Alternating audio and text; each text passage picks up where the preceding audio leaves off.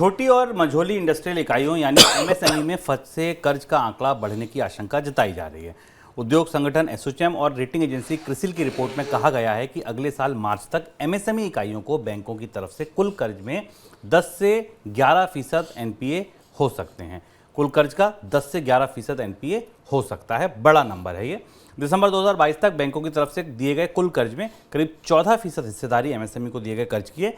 कुल 19 लाख करोड़ रुपए का कर्ज बटा हुआ है। 19 लाख करोड़ के कर्ज में अगर 10% एनपीए होते हैं तो ऑलमोस्ट 2 लाख करोड़ के आसपास के एनपीए होने का अनुमान लग सकता है। सर, एनपीए को रोकने के लिए अभी हमने कुछ महीने पहले ये खबरें पढ़नी शुरू की थी कि बैंकों की बैलेंस शीट अब साफ हो गई है, एनपीए कई सालों के निचले स्तर पर आ गए हैं। एमएसएमई के एनपीए ये कितनी बड़ी चुनौती, और ये जो पूरा तंत्र तैयार किया गया एनपीए को ख़त्म करने का, चाहे वो बेड बैंक हो, चाहे वो आईबीसी के थ्रू दिवालिया प्रक्रिया के थ्रू जाने की बात हो, ये एमएसएमई पर काम नहीं करते क्या? भारत में फंसे हुए बैंक कर्जों का एनपीए का पूरा परिदृश्य बदल रहा है और इस परिदृश्य का बदलाव हम ऐसे समझ सकते हैं कि जब बैंकों के ग्रॉस एनपीए का नंबर आप देखिए, जो बैंकों के सकल फंसे हुए कर्ज हैं, नॉन परफॉर्मिंग एसेट्स हैं, इनमें अगर आप ईयर इन ईयर बेसिस पे देखें तो इनमें करीब 5% की, इस वित्त वर्ष में 5% की गिरावट आती है, वो दिखाई देती है। लेकिन एनपीए का एक बड़ा हिस्सा जो बड़े कारपोरेट के हिस्सों में कम हो रहा है, यानी जो बड़ी कंपनियों ने कर्ज ले रखे थे वो या तो बैड बैंक के पास जा रहे हैं या आईबीसी के जरिए जा रहे हैं।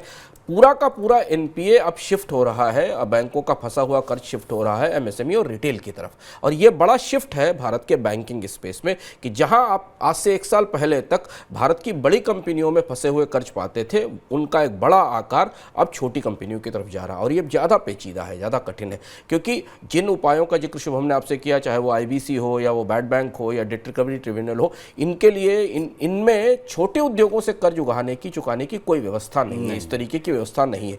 और ये पैंडेमिक के बाद आया भारत के बैंकिंग परिदृश्य में सबसे बड़ा शिफ्ट है, जिसके असर हमें अगले 1 साल के भीतर और ज़्यादा व्यापक तौर पर दिखाई देंगे।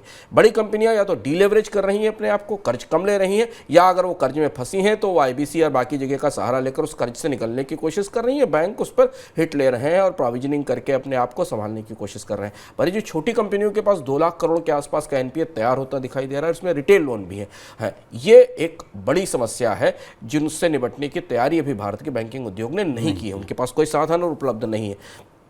एक और चीज़ यहाँ चलते चलते समझना जरूरी है कि भारत में ब्याज दरें पिछले 7-8 साल के सबसे ऊंचे स्तर पर हैं। और अगर पिछले 5-6 महीनों में भारत में कर्ज की बढ़ोतरी की दर देखी जाए तो ये ऐसी परिस्थिति में और भी ज़्यादा चिंता जताती है, क्योंकि जब हम कर्ज के आंकड़ों को भीतर से उतर कर देखते हैं तो हमें दिखाई देता है कि छोटी इकाइयों और रिटेल लोन्स में सबसे ज़्यादा बढ़ोतरी हुई है। तो यानी छोटी कंपनियाँ कैपिटल के क्रंच से परेशान हैं, वो महंगे स्तर पर कर्ज ले रही हैं, महंगी दरों पर कर्ज भी ले रही हैं, और जबकि वहीं एनपीए बढ़ने का खतरा भी ज़्यादा दिखाई दे रहा है। तो एनपीए का अगला चरण बड़ी कंपनियों से निकलकर छोटी कंपनियों में की तरफ जा रहा है, और ये बैंकों को इससे निपटने के लिए कुछ नए किस्म के इंतजाम करने पड़ेंगे।